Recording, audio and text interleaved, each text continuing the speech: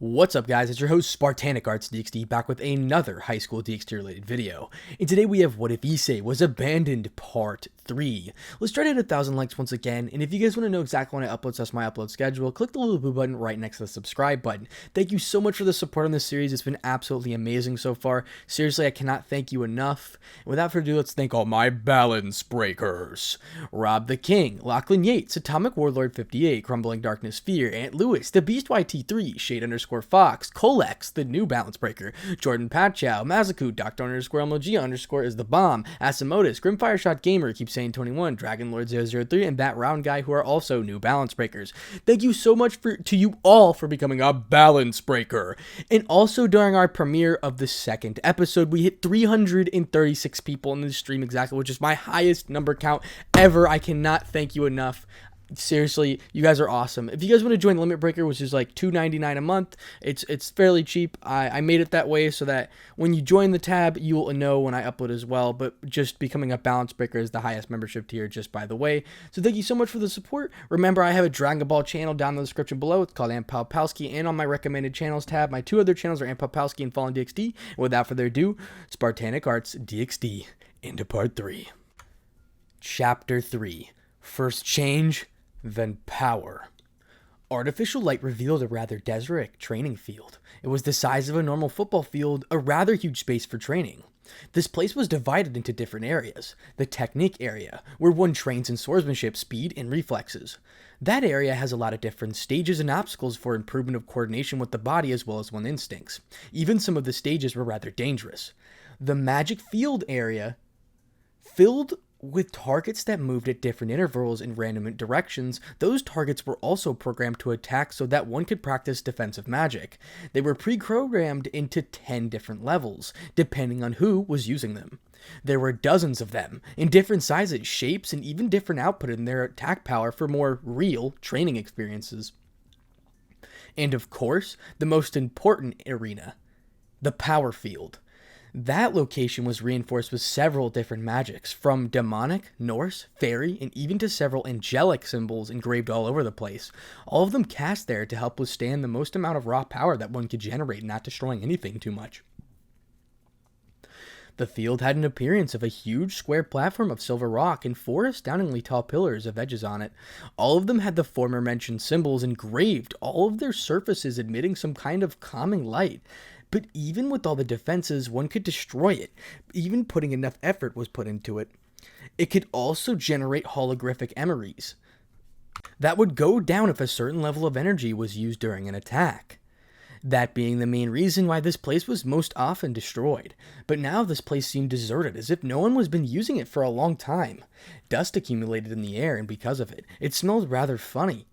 The smell was a combination of dust, sweat, and even a little bit of blood. It appeared that one who used this field suffered quite a bit. This training field was just training field number 2. It was deep inside the Hyodo mansion. It was the one that Issei used to train in. But now, it was the witness of the return of Issei from the place he was in. A magic circle made its appearance at the center of the field. Black, with a red tinge on it in its center. It was formed right at the center of the training field. Number 2, shining in violet light like a flash of a camera. After the light dissipated, a young man appeared in what we will call rags. His upper torso was uncovered, showing a rather pale and thin physique, but not as before. It seemed that the torture and healing using his life force made him gain some of the lost muscle he once had. Something to feel really grateful to whoever helped him. He believed it was Drake. The only thing he wore was a pair of blood-stained pants that were also broken here and there. Even his shoes were long. But although he looked like that, his eyes, which were now showed maturity as well as experience, were shining brightly. His face was sharper. Maybe after all that he experienced, his physical appearance changed a bit. He had rather roguish look. Approaching the bad boy style, especially with those black eyes with a hint of red. Wow, I'm back. I never thought I'd be back, Issei said to himself in a sharp and surprised tone of voice. It seemed his face and eyes weren't the only things that changed about him. Looking at his surroundings, he was filled with a nostalgic emotion. It seems that although he did not spend much time in the cave, it actually affected him more than he thought. Walking with no sense of direction, he started to move around the training field, making his numb limbs regain their senses and making his bones crack for being too much in the same position. was the sound of his ankles as he started to walk around the field. Whew, that felt nice. It feels really good to be free, Issei said in a loud voice, expressing relief and happiness, something that the past couple of months was lacking. Now, there are some things that I have to do, and since I'm in the training field, why not start with studying my darkness? The last time I couldn't figure out much of it, and only figured out my healing properties after I tried my used it the evil pieces act up. Issei said as he remembered the moment he was forced by Drake to practice with his darkness. At the remembrance of his memory, a smile adorned his face. Mini flashback. It was the day after he discovered why they were ignoring him. He felt destroyed, and only when he felt good enough to stand up from the park, he decided to go back home. Exiting the park, he was walking on the cold pavement of the street. Sometimes when he saw a car running by, he had the urge to jump in front of it, but he restrained himself. Doing that will hardly solve anything. Besides, he doubted he would die from being hit by a car, that being his main motive for not jumping in front of it. He slowly and shamefully walked back home, looking around the streets that showed Japanese houses and sometimes Occidental houses of different sizes and shapes. He also could see further inside the town, tall buildings, and there were either offices, malls, or departments in which rich people lived in, just like one Azazel-sensei had, except his was way more luxurious by what he could tell when he visited. He continued his walk, passing a now-closed co-academy. Since it was a weekend, no one, without exception, was allowed inside, for whatever reason it might be. Stopping himself at the closed gate of co-academy, he looked around the tall building that was in his school. He remembered the good times he spent inside that place and also the reason why he decided to enter this school. Now that he thought about it, it was the stupidest idea he ever had, and that decision proved to be only bringing him pain, from Rainier till this day. Extending an arm, he grasped the iron bar in front of him. He felt anger at all things that happened. He put his strength into his hand, and because of the extremes in strength that it reacted to, even his body was like this. The metal bar started to creak. The bar started to deform, but before he finished breaking the metal bar, he stopped himself and took his hand back. He slowly moved away from the place, not before giving it a last look, especially at the now deformed bar. He continued his walk, and after 10 minutes he reached his house. Well, if one could call it that. In front of him now stood a huge mansion, 6 floors and the 3 floors down covering the entirety of the block, being painted in pure white with golden accents on certain parts of it. The roof was inclined but no one could see, even from here, a garden with the utmost level of the building. He passed on the metal gate that was left open. Step by step he reached the main door. Looking at either side, one could tell tall bushes that surpassed his height, with flowers of different colors on the surface of them. While looking around, he released a tireless sigh, filled with hopelessness. He took the key out of his pocket and inserted it into the keyhole. Turning it counterclockwise, he opened the rather thick wooden door that was painted in gold. He walked right in and screamed, "I'm home!" Yet nothing answered from his call, further worsening his mood. Closing the door, he decided to use the stairs instead of the elevator to reach his room. He needed a shower and a good rest, but before he could do it, a yawn was heard inside his head. It seemed that his resident was finally waking up. "Partner, good morning," said the dragon towards his partner, but before he could answer back, the dragon's voice was heard again. "There's actually something I need to tell you. It's connected to the darkness that covered your skin the other day. But for whatever, we need privacy. Go to the training field," Drake said. He was surprised by the tone of voice that was by Drake, filled with pride and happiness. He could never swear a grin was right on his face. Sure, Drake. Anyway, I have nothing else to do," Issei said with an emotionless tone of voice. Returning from the stairs, he now decided to take the elevator. He quickly went inside as the mechanical door opened up. Finally inside, he pushed the bottom that was marked with a -2. Clearly showing that it was the second underground floor of the mansion. After a fast ride on the elevator, the door opened up. While keeping his head low, he walked outwards. Now in front of him stood a big training field in the size of a stadium. It had an artificial lightning that came from the ceiling and looked quite plain overall. This was the training field number 2, his personal favorite. Since training field number 1 was used for actual spars between 2 or more, it was oriented towards actual fighting. Training field 2 was more oriented towards training by your own. So because of recent events, it slowly became his favorite. He hasn't stepped inside the place in a while, yet it still remained the same as ever. "Partner, I need to tell you something," Drake said in a serious tone, forcing Issei to pay attention. Dragons are born with really tough bodies that are naturally resistant to pretty much everything. Their reserves of energy stamina are huge. Even a low-class dragon could possibly defeat a high-class devil if he put in the effort. All of this is thanks to our bodies. Yet the most important part of a dragon is their aura. Drake explained with pride filled his voice. This surprised Issei. He never heard that dragons had that. But why was Drake telling him that? I know what you are thinking. Let me finish my explanation and I'll tell you why. As if he was reading his partner's mind, Drake told him. This took Issei by surprise. First, you need to know that dragons are born with a nucleus. Think about it as an organ and a generator at the same time. The nucleus is where the aura of a dragon is located at, and every dragon has one nucleus, Drake said. But sometimes the nucleus of a dragon can change and evolve, breaking its limits and granting the dragon a really powerful ability that either has many traits or a single tone. Once a dragon reaches that point, he or she will evolve and his growth rate will increase by a monstrous pace, even among our kind. Drake paused before he continued his explanation. This time, Issei willingly paid attention, completely focused on his words. For a dragon's aura to change, it needs to either experience a dramatic change in his or her physique, in other words, make dragon change from the inside, or extremely long period of time needs to pass. The first cases are Yulong and Tiamat, and the second cases are me, Albion, Tanin, and the rest of the famous dragons that I know of. Once this change occurs to the dragon, its strength, all aspects will increase, and depending on its trait, his growth speed will be different from others, Drake finished. Stupefied by this sudden information, Drake told him Issei didn't have words to say for a long while. Wow, so that's why dragons are that strong. No wonder they were called the strongest species. Issei had a little bit of pride in him, filling him. He even made a small smirk on his face. But why are you telling me this? Issei asked the red dragon as he looked at the reverse of his palm, shining in a green light. He expected an answer from Dragon. Because, partner, that evolution occurred to you just a day ago, Drake answered his question.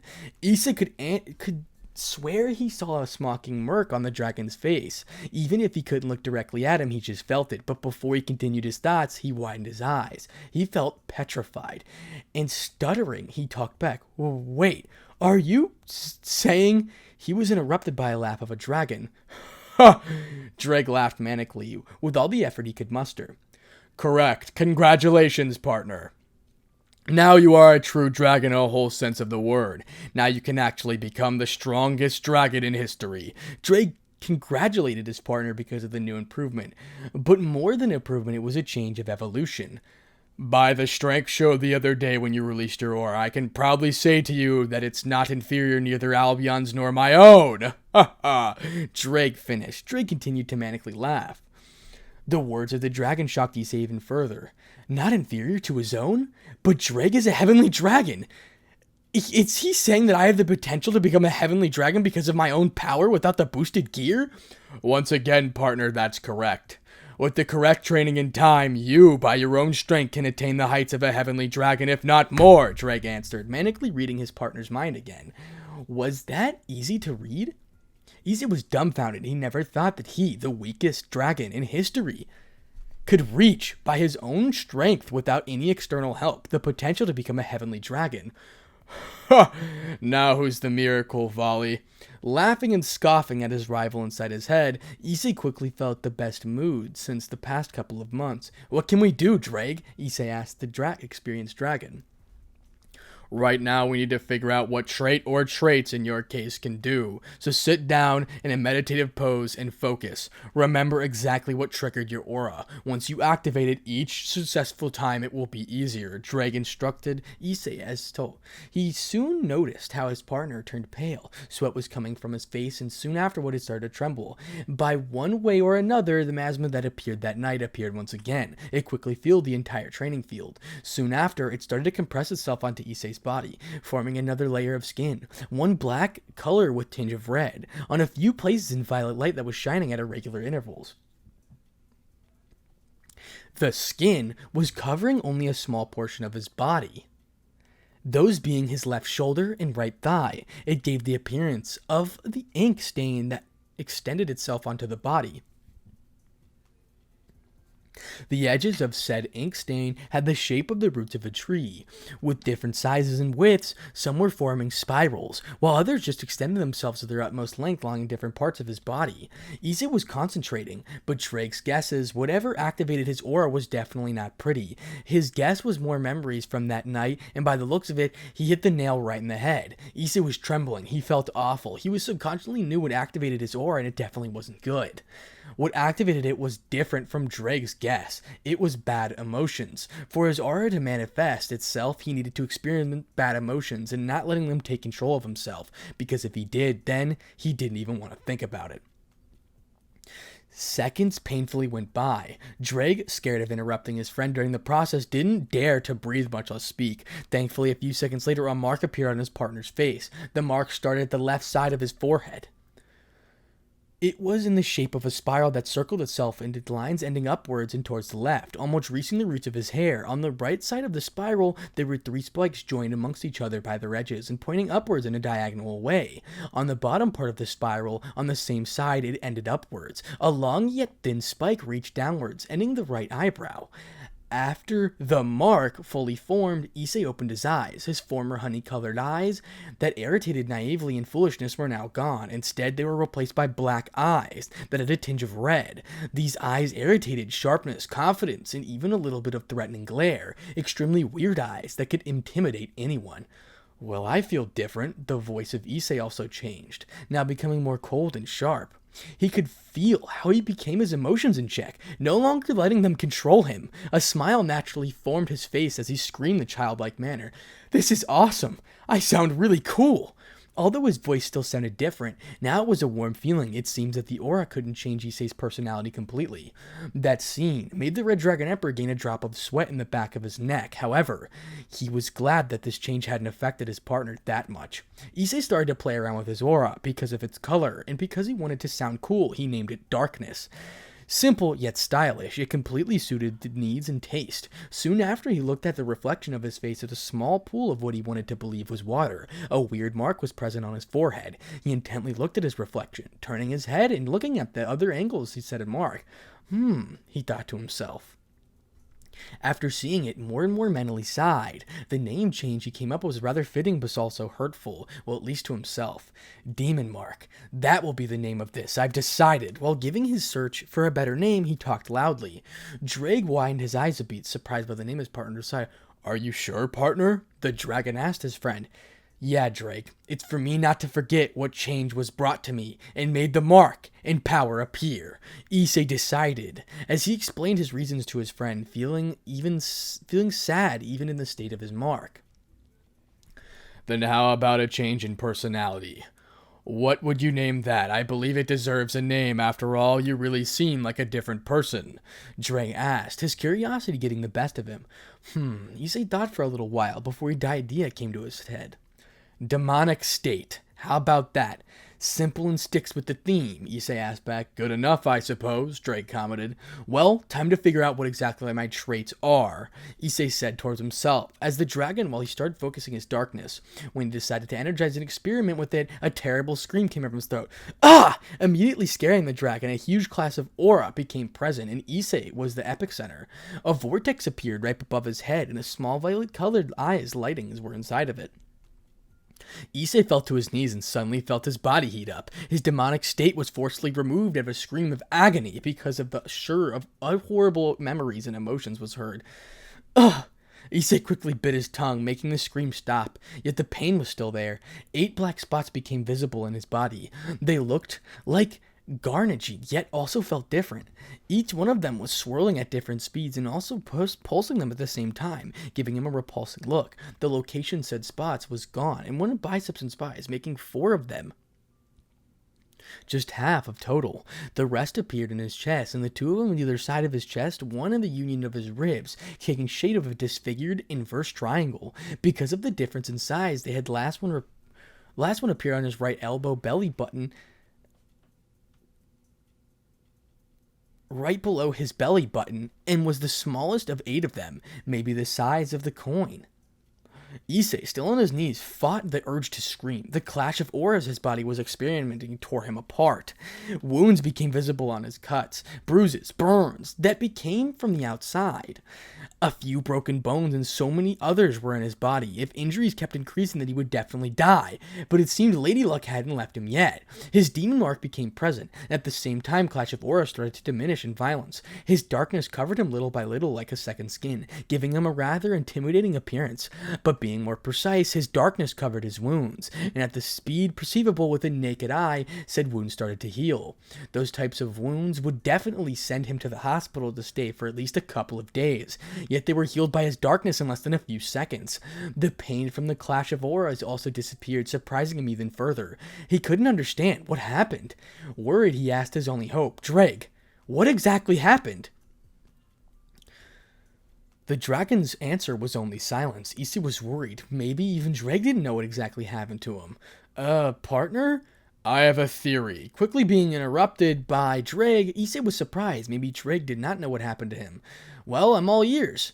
It's the evil pieces. After that day, they were further corrupted. The violent clash of aura is proof of it. Dreg immediately proposed the theory to his partner. Now was Issei's turn at being silent. I believe that because of the soul nature of your aura, which was healing, fought against the nature of the evil pieces that became destructive towards you. It's battle-forced clash between your powers. Those weird 8 spots in your body are physical proof of rejection your body has towards the pawn pieces.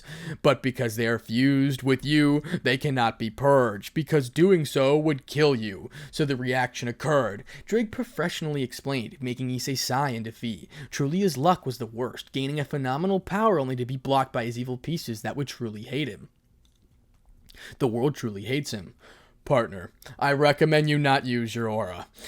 If you even try to use your darkness caused by a clash that was violent, then using it would make your body literally explode, recommended the dragon to his host. Truly the world hated him. Why was it so cruel, stealing the last shred of hope his partner had? Such bullshit. Issei didn't have words to answer. It seemed like life just became far much worse. Just when he saw a door open in front of him, it was shut tightly, slapping him across the face. Just when he gained a little ember of hope, it was extinguished without mercy by the cruel brute of life, the emotionless look he had before he came back, but this time worse. Issei stood up from sitting position, he put his hands in his pockets, turned around and left, not saying a single word. For the rest of the day, he just laid in his bed, feeling depressed and even crying. But when the night came, when he thought he would still be able to get maybe a little bit of rest, his nightmares started, not even letting him rest in peace. As the days went by, nightmares became worse, reaching the realms of night terrors. When that happened, Issei gave up sleeping. He just sat by his bed throughout the entire night until the sun was seen in the horizon, thinking about who knows what. Mini flashback end. The mini flashback ends, as I said before. Back to present Issei. Finishing his memory, Issei reached a specific area on the training field. Oddly enough, it was the technique area. He thought that this was a place that would help him hear the most, not power or magic area, but rather the almost plain-looking technique area. He continued his walk in search of something, and finally he found it. A console stood in front of him. It was located right at the beginning of the technique area. This console was used to personalize the obstacles he wanted, as well as setting the difficult. The console was easy to use, and since he didn't want to personalize anything, he just adjusted the level of difficulty. Turning the knob clockwise, he set it to the max. If it was any other than that time, he would have never done that. If he was in the mood, around 5 or 6 was the limit he could reach, but he completely ignored it. Today, his instinct was telling him to max it out and trying it at that level, so he listened to it. After the knob was turned, the terrain in front of him changed. A huge cage of various dozens of meters high was formed. It was a black in color, and only ornamented how was a single door for the entrance and exit. He walked ahead with his head held high and reached the black metallic door. Opening the door, he went inside, yet the insides of the cage laid nothing, completely empty, but he didn't let his guard down. Suddenly, his instincts kicked in, screaming for him to move backwards.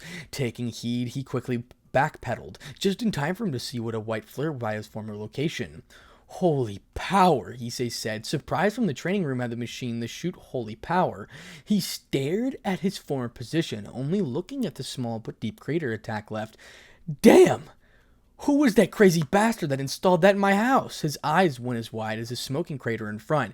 Shit, that really packs a punch. That's a level of a high-class angel, perhaps more. Issei continued his monologue, just in time for another white blur to come directly at his face. Swoosh. Shit. While throwing himself to the ground, Issei cursed. I swear, once I find the crazy bastard that does this, I'll teach them a lesson. Issei kept crushing out loud at the one who made this training field. Soon after, more shots came towards him, the time its opposite directions. Not knowing what he had to do, he jumped forwards, dodging both sides of the shots, but before he could celebrate, he was greeted with another shower of white blurs that this time he couldn't dodge. It was the second sound of Issei falling from the sky. It seemed that the holy shots were more powerful than he expected. Standing up, his body was covered by a few scratches. Blood started to fall from his corner of his mouth.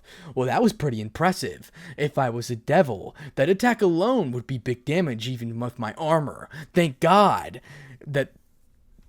the dead God of the Bible that I now have a full dragon resistance to these types of attacks. He didn't know what else to say. If his body was this impressive, or the shots of the holy power were impressive ones, but his thoughts were gone as 6 holy shots came at him from different directions, reducing his dodging options drastically. Without wasting the time, he activated his aura. Turning into his demonic state, his mark was proudly displaying itself on the left side of his forehead again.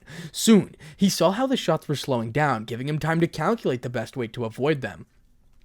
The shots closed in, but it was like a game. He moved at incredible speed, leaving it only an afterimage where he once stood. Surprised by the increase in perception and speed, Issei widened his eyes. Damn, that was cool, he screamed with a feral grin on his face. Well, let's see how much we can do, Issei said in a low voice. As soon as he saw a couple more holy shots coming from his face, he dodged them all again, but because of the increase in number and speed, this time it cost him a bit more. He continued for around 30 minutes. Now the holy shots came by dozens, and their shape changed of the spear to increase in velocity. He continued his dodging. No break was ever on sight, and his body was tired, extremely tired. Soon he made a misstep to fatigue, and all the holy shots came for him. Not twisting or turning would make dodging possible. He prepared for the impact. Boom! A huge explosion was heard inside the training field. A huge cloud of dust was formed in the shape of a miniature mushroom. After the dust settled, a figure could be seen inside the crater. Both of his arms were crossed in an X shape, and scratches, accompanied by blood, were seen in both arms and legs. A few first-degree burns in his arms could be seen through the dust cloud. But for an impact of that magnitude, his body was barely wounded. Well, I guess that hurt less than I thought. Issei broke his guard and scratched the back of his head. He thought that attack of that level would send him flying and heavily wounded, at least in his base form, but reality was different. He was firmly planted on the ground with something he could barely consider injuries on his arms and legs. Well, that was anticlimactic, he said in a disappointed tone. Ha! Shrugging his shoulders, released a tired sigh. After a few moments in his darkness acted up, fixating itself in both arms and legs, before he even noticed. Both of his arms and legs were healed, were good as before. When he first entered the cage, the little pain he felt was gone, but it was replaced by a little bit of fatigue. Oh, finally noticing something else about his aura, he screamed, "It seems that my darkness can heal pretty much any other wound! But fatigue accumulates in his place. Well, whatever. It's way better than bleeding," finishing the monologue, the dark-haired brown boy said. Now that's interesting. Let's move on towards another area, Issei said as he turned around and walked towards the black metallic door he used when he first came in. Quickly opening it, he went towards the console and made the entire cage disappear. The last thing he needed was for someone to notice that he was using the trading field at max. He walked forward. His goal was now the magic field. If his darkness was capable of augmenting his speed, regeneration, reflexes, and flexibility that much, then what about his magic reserves? He looked like a child with a new toy. Stars could be seen in his eyes. He always wanted to learn magic, but because of his pathetic magic reserves, he was never capable of learning it.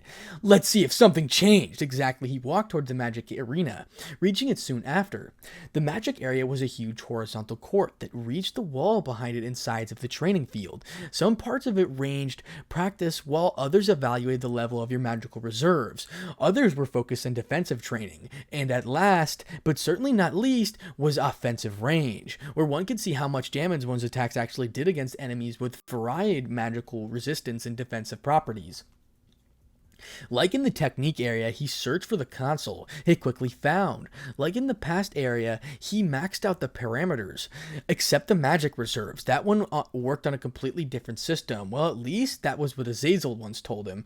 Reaching the defensive range, he activated it by increasing his aura. All fields occupied the same feature. If one wanted to start a specific range, one needs to be inside a specific location where the console of the said range and release of the burst of the aura. The same applied for turning it off. One stood inside the specific location and fired another burst of their aura. Quite handy if you thought about it. Quickly increasing his aura, he activated the range. Soon the land turned dull gray with weird noise runes that, according to Ross Visa, were resistance runes for the field to withstand its own attacks without destroying itself. Magic circles soon appeared over Issei's head. There were many of them, and they were different magic styles. He detected Norse and demonic and angelic. The rest of because of his ignorance, wasn't able to bang the magic shot. Various elements soon blocked his vision, but he hadn't removed his demonic state. He didn't feel threatened. Instinctively, he tried to manipulate his darkness to change fears into that of a shield or something to cover himself with, but he wasn't able to. It seemed much more difficult than he thought. The only thing he could do was cover 60% of his body in darkness. Kaboom!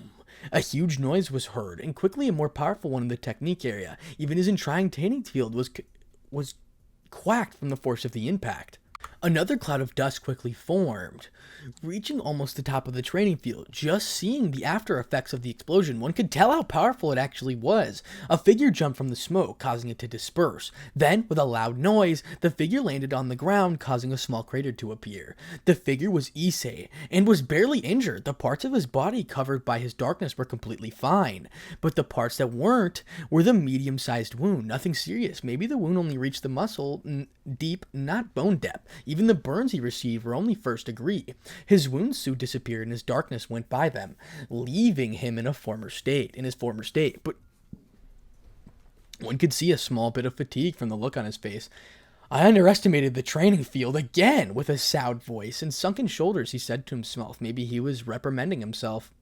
Just why the fuck would the max level be that strong? If I didn't have my darkness, I would be talking to my grandpa right now. Issei angrily retorted as he made his darkness only cover his shoulder and thigh, just like in the beginning. That attack in the past would have left me in my armor gravely wounded. Maybe only with the Welsh demonic rook would I have been able to withstand an attack of that magnitude, not being completely destroyed. That was definitely ultimate class, or at least a high class that spent around 90% of his or her reserves on an attack. Issei analyzed the power of attack. Let me cut in really quick.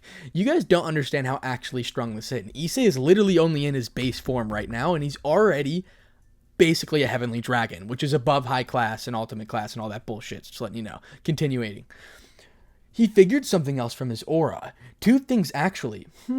Noticing his change stopped from his thoughts. Wait. When have I been this smart? Putting his hand on his chin, he walked towards the specific location range to deactivate the defensive range. Could it be? While releasing a burst of aura, he turned off the range, opening his eyes as he widened and realized something. My darkness is capable of increasing my own intelligence in detective reasoning. Maybe even my memory. He discovered another trait of his darkness. That's so strong. No wonder Drake said my aura rivaled his. He felt enlightened. Now, the million-dollar question, is this permanent, or will once I deactivate my aura? Well, there's only way to find out. Deactivating his aura, he went back to his base state. Issei was thinking, well, there is no concrete proof that the effect stayed, but how could I accurately prove that it's no longer there? Continuing his thoughts, he continued from one side to another. The best would be to test. But what kinds of questions will it have? My knowledge is low, since I don't know much about the supernatural world. Only basic stuff. Maybe I should grab a former test from my school and repeat it. Continuing his mumbling, he tried to search for an answer, but soon after he realized something. Stopping his walk, he turns his head, a sour taste in his mouth. How would I actually propose so many answers in that short period of time if my intelligence didn't increase? Quickly finding out he was doing something unnecessary, he facepalmed. It seems the effect is permanent, even if my darkness is inactive. Letting this matter rest, he looked back at the crater that was slowly repairing itself from the magic defense range. Another trait of my darkness seems to be increased defense. My guess is physical and magical. Good. With this, as long as I cover myself with my darkness, most damage taken can be reduced. feeling happy about his discovery, he almost jumped due to his excitement. Now onto my next text, my magical reserves. Walking over to a separate range inside the magic arena, Issei swallowed his spit. He was really nervous. In front of him stood a rather small obelisk black in color. At the center of it, there was an imprint in shape of a palm. The way the machine measured your reserves was simple. Once injected his or her magical power, and by the series of different calculations, it could estimate how big your reserves were and give a specific result to be compared to, of course. The Asbleek had a limit, and with its predictions, only by fighting one would accurately assess their reserves.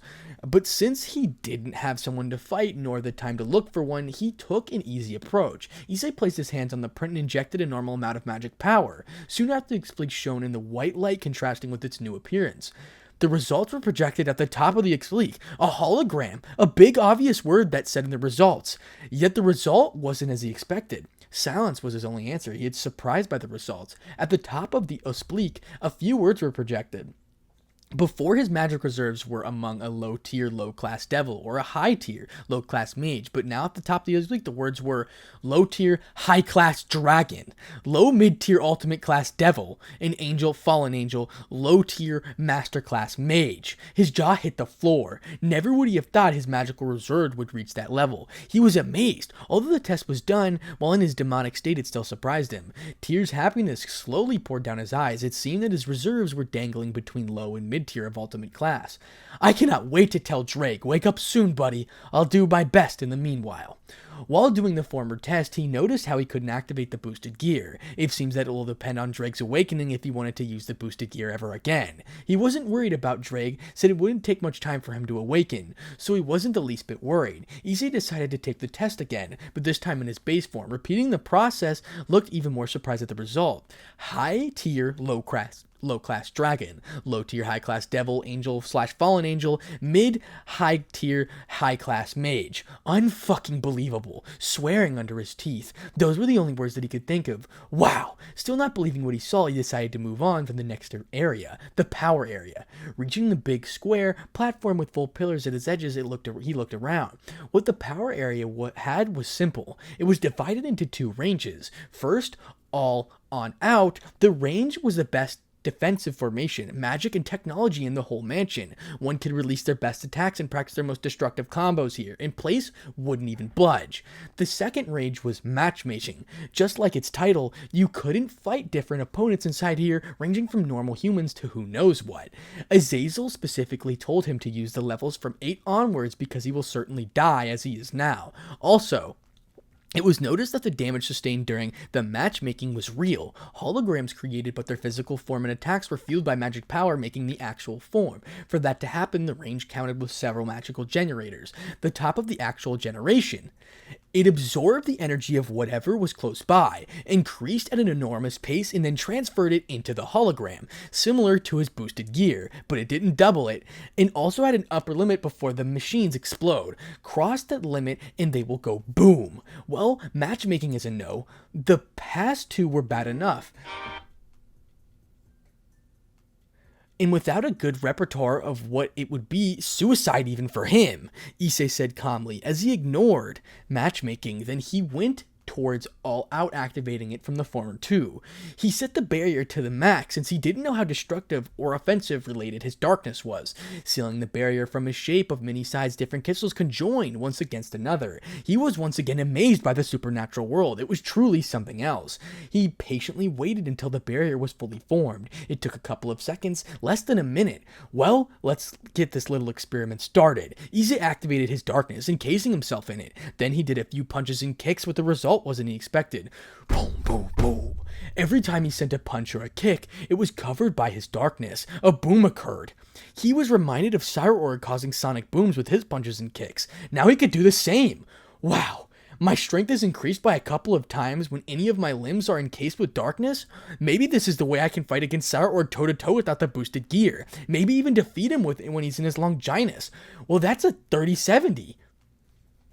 Issei made a conjure, which was close to reality. He was happy. His aura just became better and better. However, he could only fight like when his bodies or limbs were encased by his darkness. Without it, only his limbs as demon mark active, it would be tough fight between both of them, assuming Cyroark didn't use his Longinus. He continued his punching and kicking routine as accustomed to himself to increase in strength. More than less an hour has passed, and he was finally able to control more of his strength. He also discovered that if a degree coverage his darkness, his general offense and defense could increase and decrease. Well, it's good that my close range abilities increased this much, but what about an enemy that I cannot touch? I need some ranged attacks, Issei thought, as he stopped his training.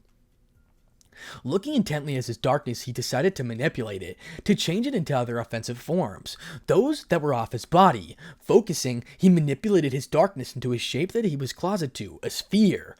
He rapidly concentrated a big amount of his darkness into a ball, maybe the size of a tennis ball. Good, we're making progress, Issei said. Issei then extended his palm, shooting his ball towards the barrier. He never expected the barrier would pose no defensive ability at all to his ball and would just make a hole right through it. The ball continued its flight across the power range. He followed it with his eyes and saw it crash onto Earth, yet no explosion was heard. He walked out of the barrier and approached the zone of impact. What he saw was a perfect circular crater, 6 meters in diameter. The ground was gone as if it wasn't there in the first place. What the fuck? Issei echoically said. Soon, he decided to create another ball of darkness, this time much smaller, the size of a pebble. He threw it, and when it touched the ground, it expanded into a dome 2 meters in diameter. It made everything inside it be burnt? He couldn't see any flames, but the heat of the crater irradiated was really high. That alongside of the small columns of smoke here and there, it seems that his attack is just really compressed flames that vaporize pretty much anything inside its diameter because of that absurd heat. Issei said as a theory appeared inside his head. This thought filled his eyes with surprise and even a little bit of fear. It's similar but different to the power of destruction. Since they are flames, they are different in essence, and to reach that level of strength, they need to be compressed into a sphere, he continued to mumble. That was normal reinforced floor from the power area, so I can say their output of power is pretty good, but I cannot expect them to vaporize everything, Issei concluded. Flame saluted a dragon like him. Maybe I can change its shape. Well, that would be left for another time. I'm beat, and using my darkness for healing is quite tiring. What should I name it? I mean, they are flames. It can come from darkness. Thinking over something meaningless, he took his time until he decided to name his flames. How about Hellblaze? Yeah, I like it. Issei was satisfied and decided to leave the training floor. And that is where we're going to stop for now, right about in the middle of chapter 3. I apologize for not reading the whole entire chapter, but that would literally take me 2 hours. And unfortunately, I do not have that kind of time right now because your boy's on a strict training regimen. So thank you so much for the support. It's been absolutely amazing. I seriously cannot thank you enough. I apologize for the ending over there. Last time I accidentally ended What If Issei Was Overpowered, chapter 45, and don't worry, I will be continuing that story. I'm just really focused on this one right now because I'm enjoying reading them so much, and I really like to read things I enjoy more than I just do it for content. So thank you so much for the support. I cannot believe people are becoming balance breakers and limit breakers all the time. Just the support is absolutely insane. I put everything you guys give me back into my work. I trust me. Like this summer, I took the time to learn how to edit and did all the crazy effects and everything like that because eventually I'm going to come out with like a 2-hour movie where it's fully edited with pictures and all. I promise you that, but it's going to take me a while because I want to learn a lot more things about editing, but I do know the basics of editing. So if I want to make something short, so give you an example, like a 4-minute short about Issei receives the powers from Great Red into like, you know what I mean? Something like that. So basically Issei getting his power from Great Red and adjusting it to the boosted gear, giving him a whole entire new form, which would be completely sick as a little bit of a short. Then maybe if you guys want it, I could continue it into a story, but thank you so much for the support. It's been absolutely amazing. I cannot thank you enough. Once again, my What If on my Dragon Ball channel will be down in the description below. It's called Ampalpowski. Also, Fallen DXD will be posted on, hopefully. Listen, I'm not exactly sure, but Ampalpowski, I've already posted on it. You can go check my Dragon Ball content. Without further ado, What If Goku Was Too Overpowered will be fully edited and hopefully be like 19 minutes around there. I just have to finish writing the story, of course, as I said multiple times. But without further ado, Spartanic Arts, DXD out. Let's hit 1,000 likes again.